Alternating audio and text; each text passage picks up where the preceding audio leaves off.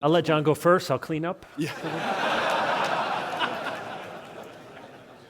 John, I would love for you to do what would be your best Baptist argument, and what do you think is the best? What's my best argument? And I'll do the same. The Catholic Church is your best argument. No, it's not. It's not my best argument. Been around for a long time. The small c, it's in the Apostles' Creed. Touche. Yeah. So here I am in Germany in a class on the Spirit in 1 Peter, and I go away on a retreat with 12 Lutherans and a Lutheran professor, and I'm the lone Baptist. I can hardly speak German. And they turn to me and say, "So what's with this adult baptism? Because nobody in Germany does this except sects called Baptists."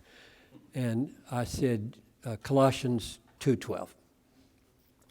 "Having been buried with him in baptism, in which you were also raised with him through faith in the powerful working of God." So I think that little phrase, "through faith," kept me a Baptist through 3 years of Lutheran education in Germany. What happens in baptism is that we die and we rise with him through faith. My faith, not the pastor's faith, not my parents' faith, but my faith. So I said that out loud. And the students kind of said, And the professor, without missing a beat, Professor Goppel, godly man, loved him.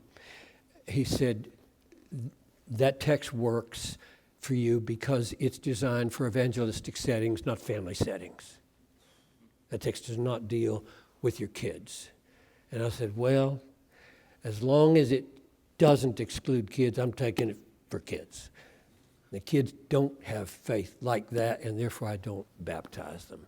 That verse has been helpful for me. There are lots of other arguments, but just existentially at that moment when I had to deal with that situation where I was kind of all by myself, it helped me. I can't think of a good argument for Kevin. So you just I'm working at it. No, I'm you working just it. read Colossians 2:12, Yeah, go ahead. Colossians 2:11.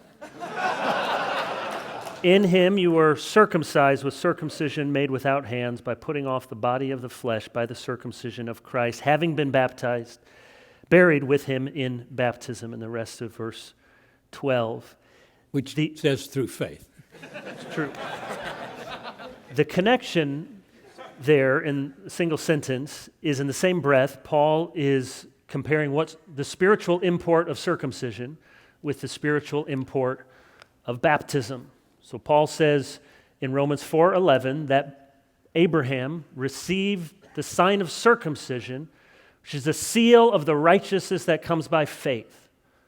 So I think everything Baptist wants to say about baptism, representing faith, justification, union with Christ, forgiveness, I agree that baptism signifies all of those things. And I believe Romans 4:11 says circumcision signified all of those things.